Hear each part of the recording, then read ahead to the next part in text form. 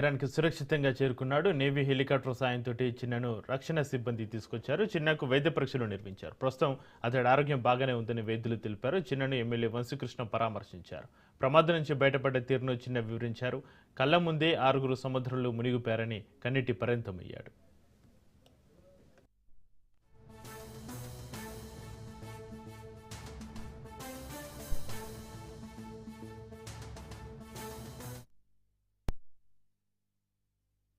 ఆరుగురు చనిపోవడం జరిగింది అని చెప్పేసి ఆ బోట్లో ఉన్నటువంటి మృత్యుంజయుడిగా మేము భావిస్తూ ఉన్నాం.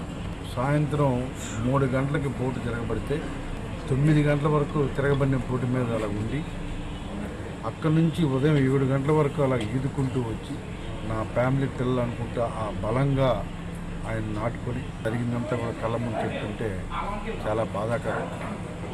బ్యాడ్ ఏంటంటే వాళ్ళందరూ బతకాల్సిన పరిస్థితి.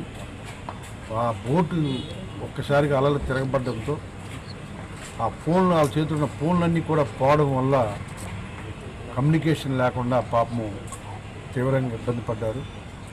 వాతావరణం బాగుంటే జనరల్గా ఉదయాన్నే జాలార్ బోట్లు అలాగే ఆ చుట్టుపక్కల పెద్ద పెద్ద బోట్లు కూడా తిరుగుతూ ఉంటాయి.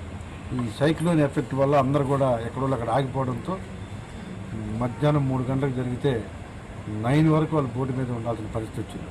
లేకపోతే మామూలుగా పరిస్థితులు అయితే ఖచ్చితంగా ఆ చుట్టుపక్కల దొరికేది. సో ఇవాళ మనం 6 మిస్ అయ్యాం. చాలా గట్టిగా బలంగా ఆయన ఈదుకొని వచ్చి ఇవాళ ఆ బోట్లో చైనా షిప్ అది ఆ షిప్ వాళ్ళకి కింద నుంచి కాకలేస్తే వాళ్ళు బయటికి తీసుకొచ్చి వాళ్ళకి అన్ని విధాల చిన్నాకి సపోర్ట్ చేసి చిన్నాన్ని తప్పించడం జరిగింది.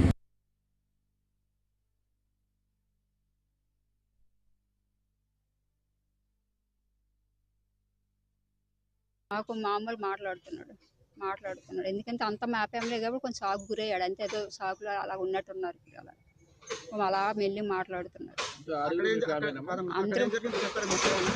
అతను ఏం జరిగిందంటే బోర్డు ఒత్తుండగా 3:30 లోపు బోర్డు తెరబడిపోయిందంట. మాకు ఫోన్ చేసిన వెంటనే బోర్డు తెరబడిపోయిందంట.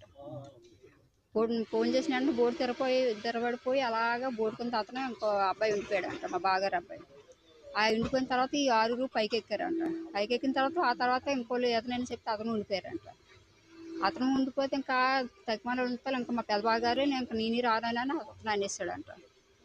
అతను ఉండిపోయిన తర్వాత మిగతా 4 మా ఆయన గారు ఇంకా మిగతా 4 వస్తుంటే వాళ్ళు కూడా మా ఆయన గారు వెనకాతలు వస్తున్నారేమో అనుకున్నాను. వాళ్ళు చెప్తే ఫేవర్ చేసి వాళ్ళు కూడా రాలేదంట వెనకాతలు. ఇతను కూడా ఉండిపోయాడంట. ఉండిపోతే అప్పుడు ఏం చేసి షిప్ యాంకర్ కింద వెళ్ళిపోయాడంట. ఆ షిప్పే తాడు పట్టుకుని అయితే అయినా సరే పట్టించేసుకోవట్లేదంట. చూడట్లేదు వాళ్ళు ఒడిశా దిక్కు ఉండడం వల్ల. చూడకపోతే వెనక ఒంటి మీద బనీలు ఇప్పేసి పైకి ఇలా తిప్పాడంట. తిప్పితే అప్పుడు వాళ్ళు చూసారంట. చూసాలో ఇయ్యాలు వేసేసి నాగారంట. ఎఫెక్ట్ అయ్యారు. దాంట్లో ఒకరు మర్చెంట్ నేవీ వెసల్ చేత రక్షింపబడ్డారు. వాళ్ళని ఈరోజు హెలికాప్టర్ని ఏర్పాటు చేయించి ఎయిర్ లిఫ్ట్ చేసి తీసుకురావడం జరిగింది.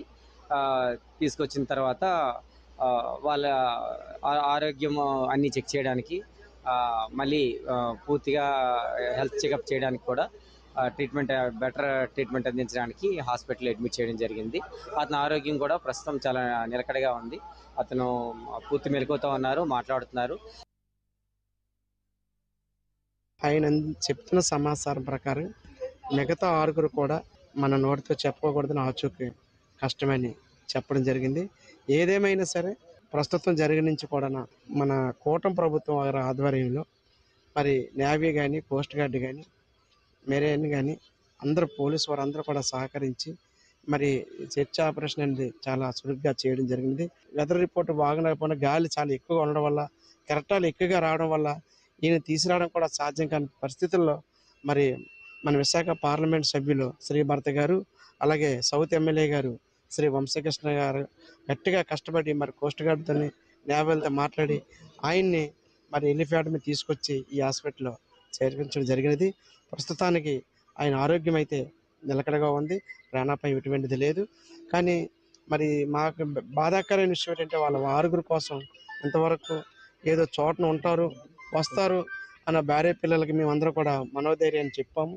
మరి రేపు పరిస్థితి వాళ్ళకి ఎలా చెప్పాలో ఏంటనేది మాకే అర్థం కావడం లేదు.